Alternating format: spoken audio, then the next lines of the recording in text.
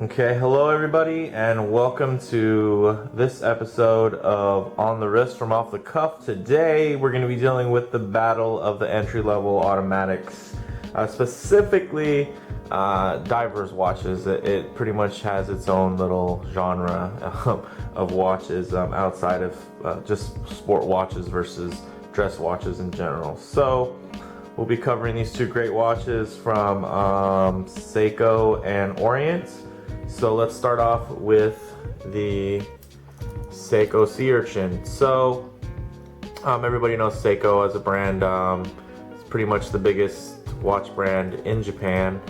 They have everything from kinetic watches, solar powered, to regular quartz chronographs, super high-end, crazy stuff. But the cool thing is, they have a whole wide range, and this is basically their entry into automatic watches for people who are looking for something sporty, kind of diver inspired, because it does have 100 meters water resistance, which is good. So the good thing is I don't dive, but I can feel free to spill things on this watch, and I know that I can wash it off and it's going to be fine. I don't think I'll be washing it off with 330 feet worth of water, so it's going to be pretty sound. So the general design is, basic diver watch, Pepsi bezel, which is what it's referred to, with the blue and the red. The case is very nice. It has very large, wide lugs, very Submariner-esque styling there. The case back is a display case back, which is really nice. If I can get it in there, let me wipe that off a little bit again. Sorry about that. So the display case back, pretty nice little piece. You can see that in-house Seiko movement in there, which is good. Non-hacking, non-hand winding movement. So this is definitely very entry level. It has a Hardlex crystal in the front and maybe a regular mineral in the back. I don't really know. I wouldn't be surprised.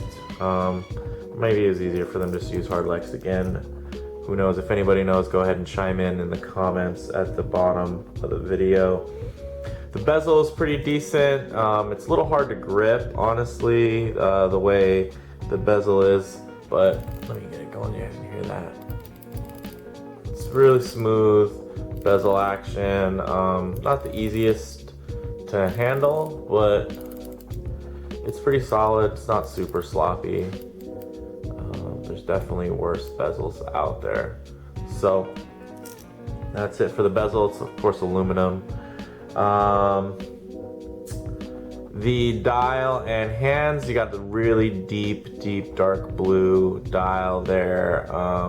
It's like a almost black matte navy blue. The indices are applied very well. I mean, there's really a level of precision that's there with those applied indices that you just don't see in cheaper watches, or just more fashion oriented watches. This is definitely something that has a good amount of precision in it. Considering the price point especially, there are definitely watches that cost more that aren't as well put together as this watch.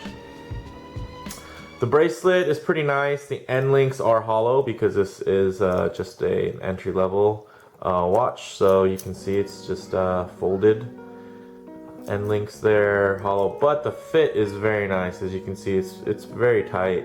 And I mean, I've actually removed this bracelet to put it on leather and put it back. So I mean, it's not like, oh well, if you remove it then it's just going to be all loose afterwards because it only sat that tight from the factory. It's a really nice solid feel. The bracelet feels a little bit light, in comparison to some of the more high-end watches, but it's not a bad bracelet at all. Great clasp, pretty much Seiko, got the signature, stamped steel, no diver's extension. But it is what it is, and it's a good deal. It actually clips really nicely. I'll show you on the wrist here.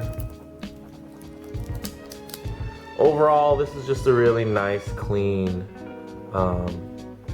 well-designed watch. I like it. Okay, now moving on to the Orient Ray. Orient isn't as well known as Seiko is. I mean, outside of Japan and kind of outside, you know, real watch forums or watch guys. The Ray is an evolution of the Orient Mako line, which is pretty much Orient's bread and butter when it comes to their sales. As far as, you know, this is the units that they're moving are mainly these great entry-level dive watches, and they have a lot of other models too. But this is pretty much where I started with Orient. So cool brand, in-house movements. You know, of course, it's going to be a lower beat count than a Swiss ETA movement or a Solita or anything like that, or even the Miyota 9015. It's just probably, you know, 6 miniature ticks versus 8 miniature ticks, but it's still a pretty decently smooth second hand. So moving on, the case is very nice, nicely finished. I'd say slightly nicer finish than the Seiko. It has very interesting pushers here for the day function, and then the date is just set normally. The dial, very nice sunray or sunburst dial, you know, depending on who you talk to, they have a different name for it. But as you can see here in the light, it does catch light very nicely and looks great out in the daylight.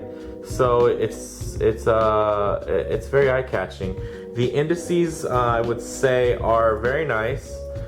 Great loom, on par, I'd say, with the Seiko. The loom is, I should say, it was on par. The precision in the indices, you know, the applied indices there at the hour markers aren't quite as nice. You know, there's things that are just, it's just not quite as polished, you could say, as far as the dial and handset. Even the day and date features are just not quite as polished as I would say in finishing wise as the Seiko.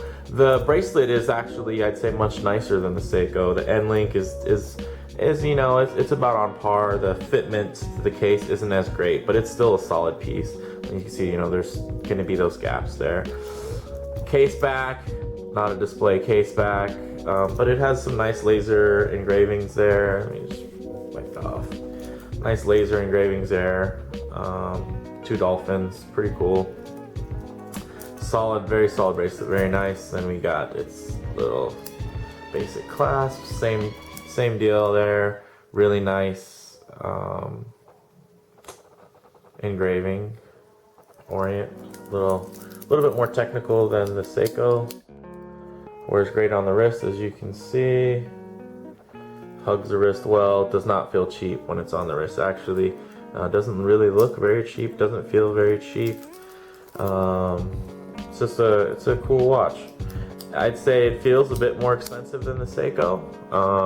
The Seiko has certain points about it that are just, I feel, let me try to get these in this shot there, that are just a little bit higher precision as far as the dial goes. The case and the finishing, I feel it goes to the Orient. The clasp, I'm gonna go with the Seiko. It just feels better, and it just, there's less give there. There's a little bit of give, right? It just doesn't sit quite as flush. The keeper here, it just feels like, you know, there's like a little bit of give there that the Seiko doesn't have. So I give that the edge. Bracelet, I'm gonna go ahead and say the Mako is just a more solid, heavier feeling bracelet. Both of them have mineral crystals, so there's no sapphire to be found here. The Seiko does have a hardlex crystal, which is Seiko's own kind of proprietary compound for their crystals. It's basically more scratch resistant without being shatter prone or anything like that. That's kind of the trade-off with sapphire. Less scratch resistant, but you know, if you're diving deep, it could shatter under pressure if you knocked it, versus a mineral wouldn't shatter, but it would definitely scratch pretty deeply.